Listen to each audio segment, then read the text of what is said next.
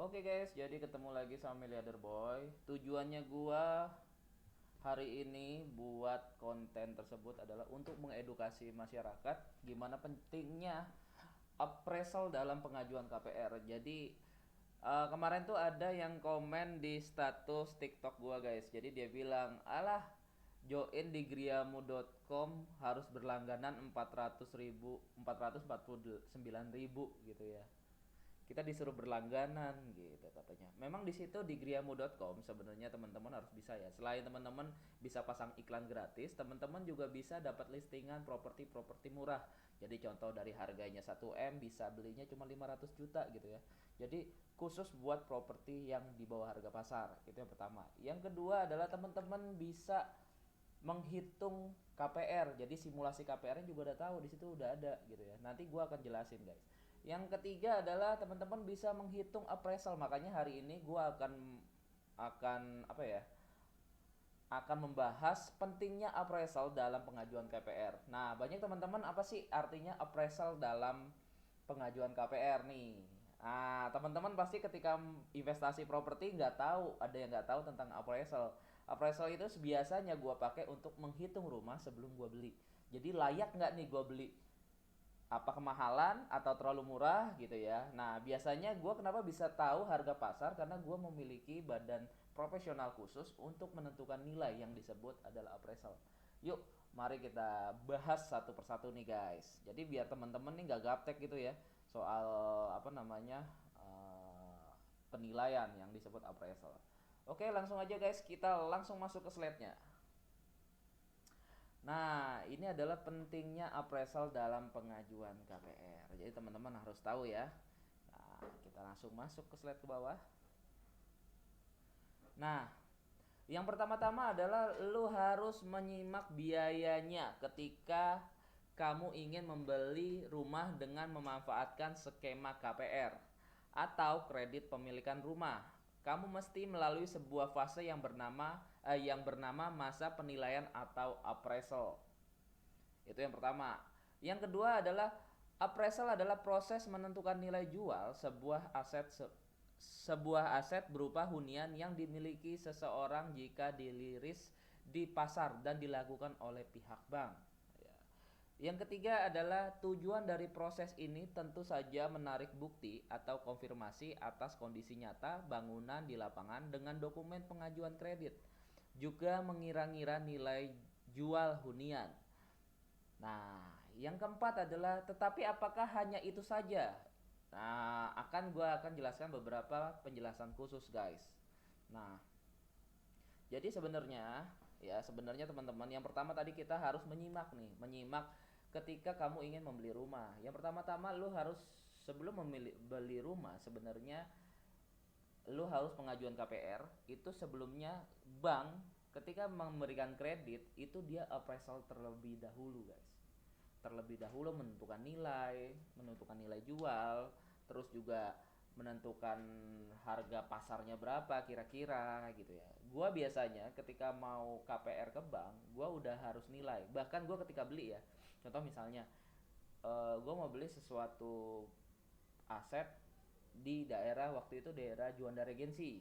Juanda Regensi. Itu appraisal kurang lebih 700 jutaan, guys.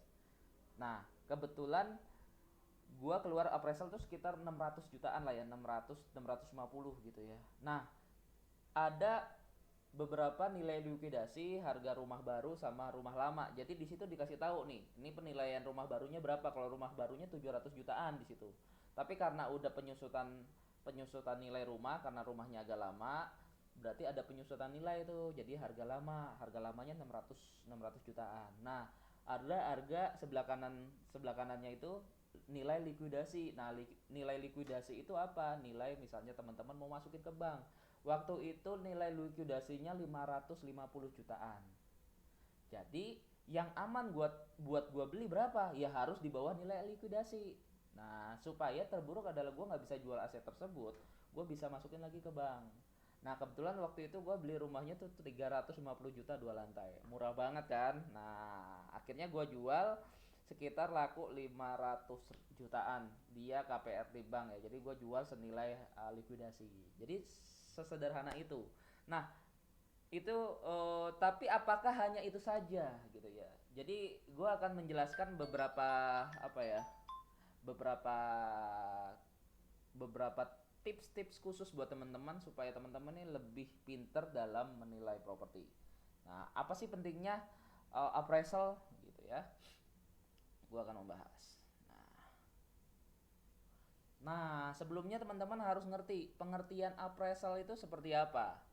Nah, penilaian seperti pengertian appraisal seperti sempat disebut di muka di sebelumnya ya. Appraisal adalah proses menentukan nilai jual sebuah aset berupa hunian yang seseorang jika dilepas di pasar.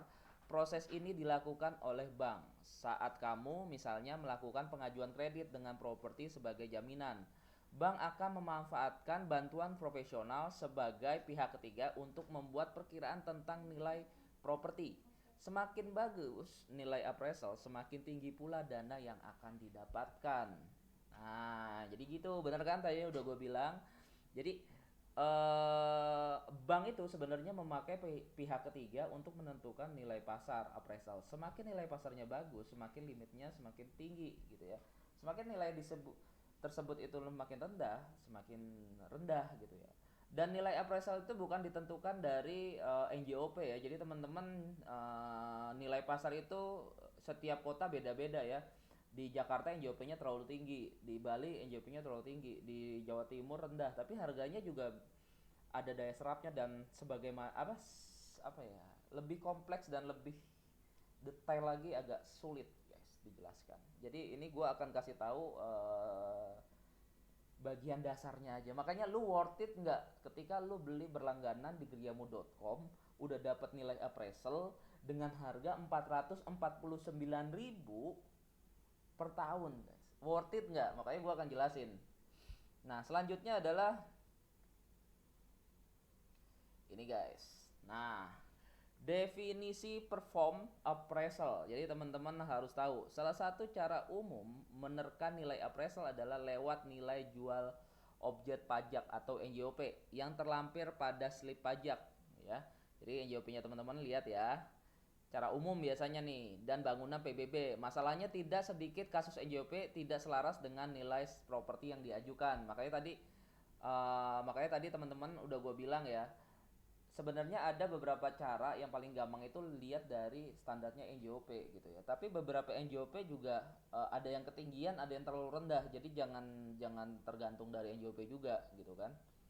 Nah, selanjutnya adalah appraisal adalah proses yang sangat penting sebab hasilnya akan berpengaruh terhadap apakah bank akan menyetujui atau menolak pengajuan kredit kamu gitu ya. Selain lazim digunakan dalam dunia properti, appraisal juga diterapkan pada dunia profesional. Tentu saja ini istilahnya berbeda ya, yakni perform appraisal. Nah, jadi teman-teman harus tahu ya, appraisal ada sebuah kalau menurut gue tuh appraisal tuh sangat penting sebab dari hasilnya itu mempengaruhi bank itu akan menyetujui atau menolak kredit lu. Ya, kredit juga harus ditentukan dari nilai appraisal. Nah, seperti itu. Kayak gua juga pihak profesional, ketika gua memakai, kenapa gua selalu tidak salah membeli properti dan cepat terjual, karena gua punya bagian khusus yang disebut, tadi kan sudah dibilang nih, digunakan dalam properti. Appraisal juga diterapkan pada dunia profesional seperti gua ketika gua investasi properti. Investor real estate, dia memakai badan khusus profesional untuk menentukan nilai harga pasar hunian tersebut. Nah, kebanyakan orang itu nggak pakai kayak gini, makanya dia salah beli gitu ceritanya. Yang ketiga adalah perform appraisal. Perform appraisal adalah proses yang dijalankan oleh sistem manajemen sebuah perusahaan atau organisasi dalam mengevaluasi kualitas kinerja. Dengan kata lain, perform appraisal adalah sebuah metode ketika kinerja seseorang karyawan didokumentasi dan diberikan penilaian. Oke. Jadi di sini gua rasa buat teman-teman item tindakan untuk minggu depan ya. Jadi gua rasa untuk kedepannya teman-teman bisa menerapkan konsep yang gua lakuin. Konsep yang gue lakuin, gue harap di minggu-minggu depan teman-teman bisa lakukan dengan cara yang sama. Jadi teman-teman kalau mau investasi properti, hitung dulu dengan nilai appraisal. Nah, sekarang kan udah gampang tuh. Nilai appraisal tuh bisa teman-teman pakai aja di griamo.com. Di situ ada kalkulator properti. Nanti gua akan jelasin guys di mana tempatnya. Oke? Oke, kita lanjut. Tujuan dari perform appraisal adalah mengevaluasi karyawan untuk mengetahui apakah ada kekurangan yang bisa diperbaiki. Sementara fungsi dari perform appraisal adalah membantu turut meningkatkan prestasi kerja dengan berbagai hal sesuai kebijakan internal perusahaan atau organisasi. Jadi sebenarnya gue juga pakai penilaian ini untuk kinerja perusahaan gue atau karyawan-karyawan gue, seperti itu guys. Nah, perform appraisal adalah penilaian yang dilangsungkan secara berkala sesuai preferensi internal perusahaan dalam hitungan tahunan, 6 bulan atau 4 bulan. Bagi karyawan, perform appraisal adalah proses penting darinya. Karyawan mendapat umpan balik dari pekerjaannya dan tentunya berujung pada besaran kenaikan gaji dan bonus. Bagi perusahaan, perform appraisal adalah proses yang juga menentukan apakah PHK akan dilakukan atau tidak. Jadi bisa dihitung tuh dalam dunia pekerjaan guys. Ada pula istilah lain yang melekat pada appraisal, yakni critical appraisal. Untuk yang ini biasanya berlaku pada lingkungan akademik. Critical appraisal diterapkan untuk melakukan penilaian terhadap acuan ilmiah. Proses tersebut memperpendek mulut jurang yang menganga antara riset dengan praktek. Nah, jadi buat teman-teman, appraisal itu gambarannya luas ya. Jadi buat teman-teman jangan berpikir appraisal itu hanya menghitung nilai. Jadi sebenarnya appraisal itu sangat kompleks dan sebenarnya ada rumus-rumusnya guys, dan itu ribet banget. Jadi kalau menurut gua, lo beli hal rumit terus dijadiin sederhana dan akhirnya lo beli hanya 449.000 per bulan, per tahun guys, bukan per bulan. Itu worth it banget kali, ya gak? Ya nggak tahu lagi kalau teman-teman nggak ada duit segitu. Kalau ada ya, kalau menurut gue sih murah banget sih. Kalau di zaman dulu lu bayar appraisal itu harganya mahal banget guys. Nanti gue akan kasih tahu biasanya berapa sih biaya bayar appraisal perbankan atau KPR itu paling murah ya. Oke, kita lanjut. Kelengkapan dokumen KPR dan appraisal dalam kaitan dengan pengajuan KPR. Appraisal adalah proses yang membutuhkan sejumlah dokumen pribadi. Beberapa dokumen yang perlu kamu siapkan berupa salinan identitas diri, salinan akta nikah, buat yang telah menikah, salinan kartu keluarga, rekening koran, NPWP, slip gaji, dan surat keterangan kerja. Jadi kalau misalnya teman-teman yang pengen KPR wajib memiliki ini semua nih dokumen-dokumen. Jadi buat teman-teman yang KPR silakan ya mempunyai akte nikah yang sudah menikah ya, kartu keluarga, rekening koran, NPWP, slip gaji, dan keterangan kerja. Yang paling penting itu rekening koran sama keterangan kerja. Sekarang NPWP juga wajib ya. Ya, rekening koran lu harus bagus gitu, laporan keuangan lu gitu ya. Karena di dalam dunia bisnis, kalau dulu ya di dunia bisnis, kalau sekarang di dunia bisnis teman-teman harus memiliki rekening koran yang bagus. Kalau dulu teman-teman sekolah rapotnya itu lihat rapot bagus apa enggak tergantung dari rapotnya. Sekarang kalau teman-teman pengusaha atau pekerja, yang paling penting itu laporan keuangan rekening koran. Jadi kayak gitu. Nah, kamu juga mesti menyiapkan dokumen rumah yang akan dibeli seperti salinan sertifikat tanah, salinan IMB, dan salinan surat tanda jadi dari pengembang atau penjual berisi persetujuan penjualan unit. Nantinya pihak bank akan memeriksa semua dokumen secara administrasi dengan fitur BI checking. Jika pihak bank juga memeriksa rekam jejak kamu. Nah, jadi teman-teman harus tahu ya, BI checking itu dibedakan jadi banyak ya. Ada 1, 2, 3, 4, 5 ya. Setahu gua kalau misalnya BI checkingnya masih 1 itu ya kadang telat-telat sedikit. Kalau BI checkingnya kena 2 ya, call 2 gitu ya. Call 2 itu teman-teman masih aman sebenarnya, masih di bawah 90 hari. Jadi kalau teman-teman masih kredit macet di bawah 90 hari masih aman. BI checkingnya masih bagus. Ketika BI checking di atas 3 bulan, ya 3 bulan ini teman-teman udah mulai jelek nih. Jadi persiapkan ketika dari bulan pertama sampai bulan ketiga, kalau emang teman-teman nggak mampu bayar, mendingan rumahnya dijual aja gitu ya.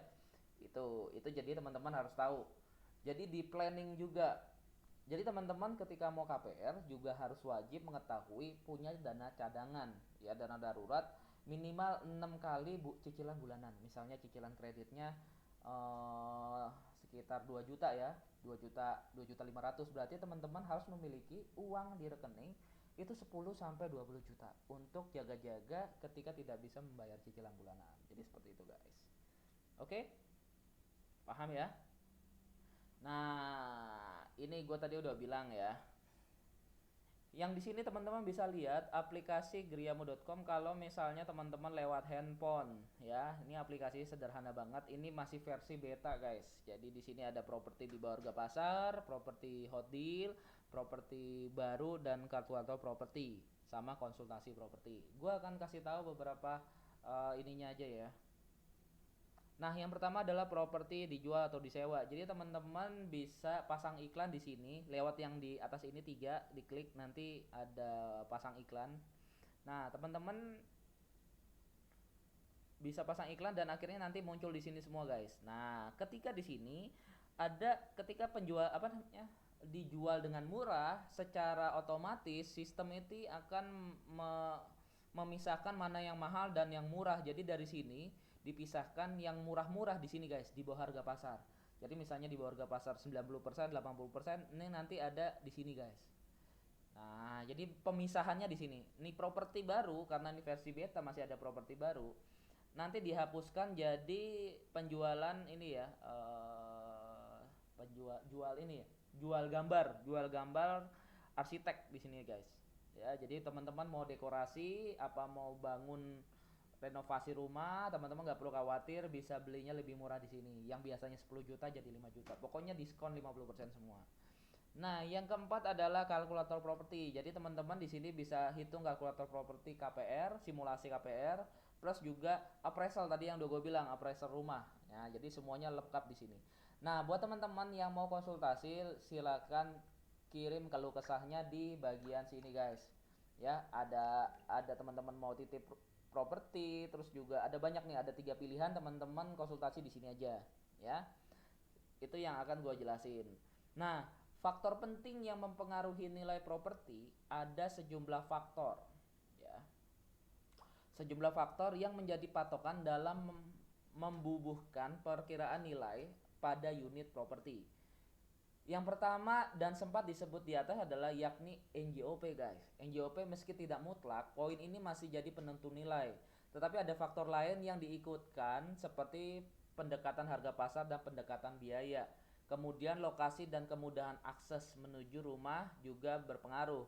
Unit yang berada di lokasi strategis, harga jualnya berbeda dari unit lokasi rawan bencana atau sulit dijangkau. Jadi memang ada beberapa cara untuk menilai dari jauh dari tusuk sate, terus juga dekat kuburan, itu mempengaruhi nilai, guys. Terus juga lokasi, jadi emang agak sulit gitu ya. Jadi ya memang nggak semudah yang kita pikir. Oh, nilai gitu doang gampang. Nah, kan lihat dari NJOP doang, terkadang NJOP juga terlalu mahal. Makanya kalau misalnya lu beli satu aplikasi ini dengan harga yang sangat terjangkau, per per tahun cuma 449.000, kira-kira murah atau mahal? Ya pasti murah dong ya, soalnya lu harus bisa ya. Meski mutlak poin ini masih jadi penentu nilai, tetapi ada faktor lain yang lu harus tahu. Faktor lain yang diikutkan seperti pendekatan harga pasar dan pendekatan biaya. Kemudian lokasi dan kemudahan akses menuju rumah, tuh deket mana tuh rumah lu. Terus juga berpengaruh apa deket busway atau deket apa namanya ya tempat akses rumah sakit dan lain-lain. Rumah strategis apa enggaknya tergantung juga menentukan nilai. Semakin strategis tempat lu semakin tinggi nilainya ya. Tapi jangan dekat kuburan, kalau dekat kuburan agak susah. Nah, ini kalau tampilan dari ini ya, guys, tampilan dari website. Nah, ini website griamu.com, teman-teman tadi kan udah gua kasih tahu tuh. Nah, kondisi actual rumah juga dipertimbangkan secara fisik, keadaan bangunan seperti genting dan pagar, dinding dan lain-lain juga akan diperiksa. Unit yang telah direnovasi umumnya memiliki nilai appraisal yang lebih tinggi. Jadi gue saranin kalau teman-teman mau jual rumah atau teman-teman mau masukin KPR, lebih baik dinding-dindingnya dicat ulang, terus juga agak dibagusin, ya setidaknya dibagusin lah ya, walaupun nggak secara keseluruhan tapi setidaknya enak dipandang ya. Jangan asal-asalan dirapihin, karena ketika orang bank dateng itu apa namanya, dicat ulang aja. Gue saranin dicat yang lebih bagus, direnovasi sedikit supaya nilainya naik tinggi, karena berpengaruh banget guys ya. Nah, ini gua akan kasih tahu teman-teman ada biaya-biaya yang sebenarnya diperkirakan akan menentukan harga nilai. Nah, jadi di sini ada gua lihat ya, biaya appraisal nilainya berbeda-beda dari satu bank ke bank lain. Kisaran 300.000 sampai 1 juta. Ini yang paling murah ya, guys. Ini yang paling murah. Kadang ada lebih dari 2 juta dan 3 juta. Dan bank akan menugaskan 2 tim appraisal dalam pengajuan kredit yang telah memasuki tahap penilaian anggunan. Nah, misalnya di Surabaya, Jakarta, Medan, Bali, atau Yogyakarta. Jadi buat teman-teman, sebenarnya ketika gua mau beli rumah, gua ada kerjasama sama beberapa orang profesional bagian perbankan atau perbagian appraisal, tim appraisal. Dia gua tugaskan 2 orang untuk menilai rumah tersebut dari dalam dan dari luar. Jadi kurang lebih sekitar 300 sampai 1 juta ya. Ya kasih ya uang makan mereka sih lumayan ya. Ya kayak gitu sih. Ya, kadang ada yang lebih guys. Jadi semakin semakin terkenal perusahaan tersebut, jadi semakin mahal. Ya, kisaran kalau dalam kota aja sih sekitar 1 juta ya, 500 300 sampai 1 juta. Tapi kalau di luar kota bisa di atas 1 juta guys. Ya, seperti kurang lebih kayak gitu. Nah, pertanyaan gue adalah ketika lu pakai produk Griamo.com dengan kisaran menilai harga pasar itu cuman 449 per tahun ya, lu bisa hitung sesuka lu bisa mau hitung 1.000 listing juga berarti kan lebih save money daripada lu menghitung, minta tolong orang menghitung dengan nilai 1 juta. Kalau coba kalau misalnya lu mau beli rumah gitu ya, lu mau beli rumah nih, lu belum mau beli rumah tapi nggak cocok kan, lu harus bisa pilih-pilih rumah, mungkin ada 10 lihat rumah dulu, 20 lihat rumah, masa lu mau hitung bayar appraisal satu-satu, ya enggak. 1 juta udah 20 juta sendiri guys. Tapi kalau misalnya lu beli paket berlangganan Giriamo.com sampai di 1 tahun gitu ya, lu mau menghitung 20 rumah, 100 rumah gratis semuanya. Jadi buat teman-teman yang komen tentang alah segitu suruh bayar gitu, ya udah coba buat sendiri appraisal ya, punya tim sendiri. Makanya teman-teman harus cerdas dalam memilih teknologi. Nah sekarang kan gue investasi di dunia teknologi guys, jadi teman-teman harus belajar itu juga. Oke, kita lanjut lagi, sudah 20 menitan. Nah ini ada beberapa tips ampuh buat teman-teman nih. Jadi ada yang namanya appraisal independen. Nah, tim penilaian ini biasanya berlabel Kantor Jasa Penilaian Publik atau KJPP. Penilaian independen melakukan penilaian atas berbagai pengajuan aplikasi seperti takeover KPR, multiguna, hingga top up KPR. Karena penilaian tim ini lebih objektif, bayarannya pun lebih tinggi. Makanya tadi gue bilang bayarannya lebih tinggi, di atas 1 juta guys. Yang kedua adalah appraisal internal. Penilaian internal umumnya karyawan bank bersangkutan yang tugas utamanya melakukan analisis atas harga pasar anggunan. Tim penilai internal ditugaskan dalam pengajuan KPR, rumah baru atau bekas. Biayanya biasanya lebih murah dari tim independen, tapi hasil penilaiannya acap kali lebih rendah dari harga pasar. Jadi kayak gitu guys. Nah, jadi 2 poin tadi membedakan ya. Jadi kalau misalnya lu memakai jasa profesional appraisal independen, itu pasti biayanya akan lebih mahal. Ya, lanjut ya.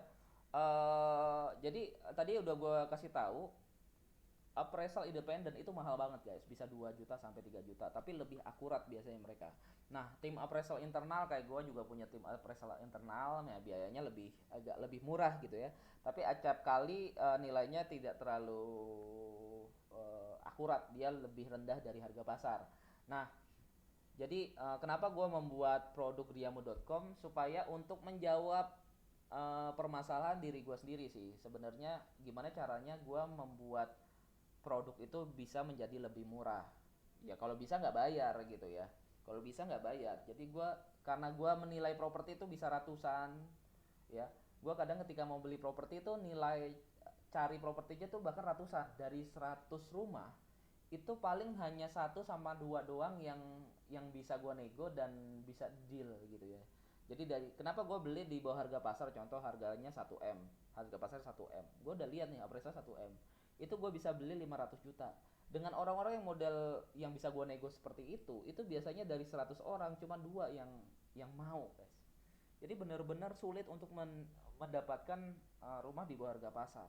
Nah, itu kenapa gue membutuhkan tim appraisal sendiri, yaitu appraisal internal. Oke, kita lanjut. Ini adalah beberapa tips ya, tips ampuh meningkatkan nilai appraisal rumah. Jadi buat teman-teman nih beberapa tips ya. Beberapa langkah berikut dapat diikuti untuk meningkatkan nilai appraisal rumah. Pertama, kamu harus sudah mengetahui kredibilitas profesional tim penilai. Kedua, periksa lagi segala unsur fisik di rumah seperti mebel dan kondisi bangunan.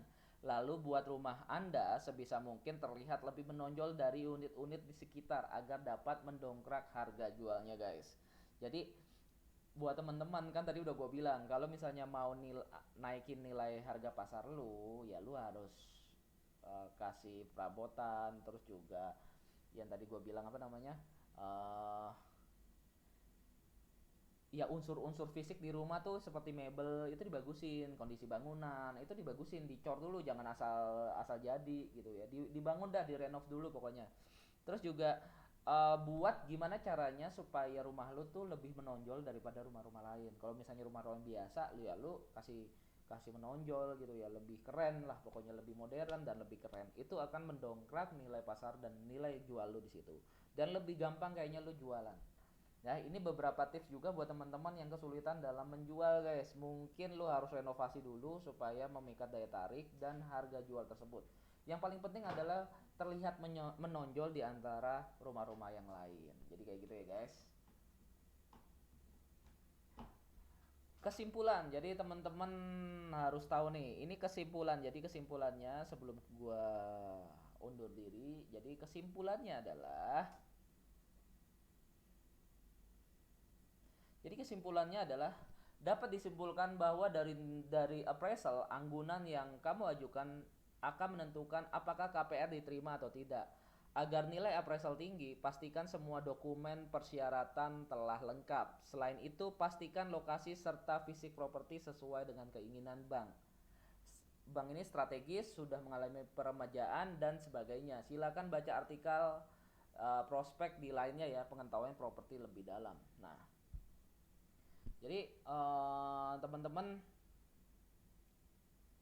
ya, teman-teman itu harus paham ya, ketika KPR itu jangan apa yang kita pengen, kita harus tahu apa yang bank pengen.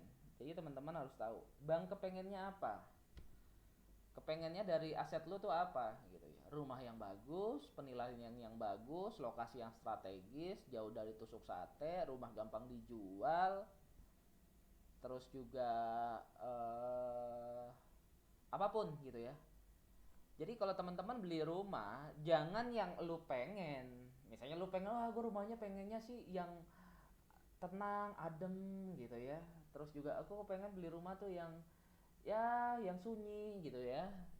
Jangan, kalau misalnya lu buat ya invest aja sih nggak apa-apa, tapi kalau lu untuk bisnis atau investasi dijual kembali, lu harus tahu apa yang customer pengen, pembeli pengen. Misalnya sekarang pembelinya tuh pengen apa, pengen rumah yang model apa, modern. Nah, kenapa banyak orang tuh sulit ke jual rumah, karena sekarang orang yang pengen beli rumah itu orang-orang digital, orang-orang apa namanya, eranya milenial, orang era generasi Z. Orang generasi Z kan kecil nggak apa-apa guys, yang penting modern. Nah, lu jual rumah apa adanya, nggak modern blas, gimana bisa jual? Berarti lu harus tahu apa yang orang lain pengen, bukan yang lu pengen. Misalnya yang sekarang generasi Z mau adalah, oh harus lebih modern rumahnya, lebih kecil nggak apa-apa tapi tingkat 2 mungkin, harus lebih kelihatan apa namanya, modern, apa namanya, bukan yang klasik tapi yang modern minimalis gitu ya, harganya terjangkau, terus juga kalau bisa otomatis semuanya, lampu otomatis pakai teknologi, lu udah setting semuanya eh buka buka ini bisa kebuka sendiri ya kan, semuanya serba otomatis dan digital. Mungkin itu akan menaikkan nilai harga jual lu. Ya mungkin lu akan modal sedikit lebih mahal, tapi lu ketika jual lu tidak terlalu sulit. Jadi fokuslah kepada apa yang bank mau dan kepada calon pembeli lu maunya apa. Ketika lu tahu maunya mereka, kalau perlu lu studi banding atau cari apa sih yang orang lain mau atau generasi-generasi sekarang inginkan ketika membeli rumah. Kalau lu tahu, lu pasti bisa gampang. Oke, sekian dan terima kasih. Terima kasih buat teman-teman sudah apa ya, udah sabar menunggu dan pantengin video ini sampai akhir. Ini kurang lebih 30 menitan. Semoga teman-teman video gue bermanfaat dan gue yakin pasti lu sukses. Dan gue berdoa buat teman-teman semoga ketika lu nonton video-video Miliarder Boy Club, teman-teman bisa menjadi lebih sukses dan terbuka wawasannya untuk berinvestasi properti. Dan sebenarnya investasi properti itu tidaklah sulit gitu ya, mudah kalau lu misalnya punya leadernya.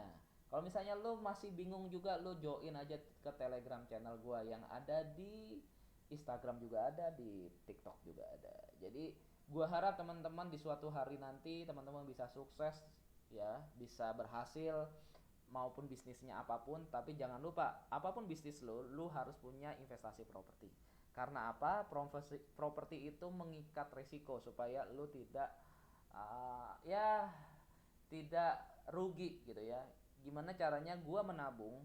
Menabung itu bukan ke uang ya, tapi menabung gua tuh ke properti, ke emas. Ya lebih aman sih sepertinya properti. Jadi kalau ada duit, misalnya ada duit lebih dapat dari komisi, profit dan lain-lain, gua biasanya nggak langsung masukin ke tabungan, tapi gua langsung beliin ke properti.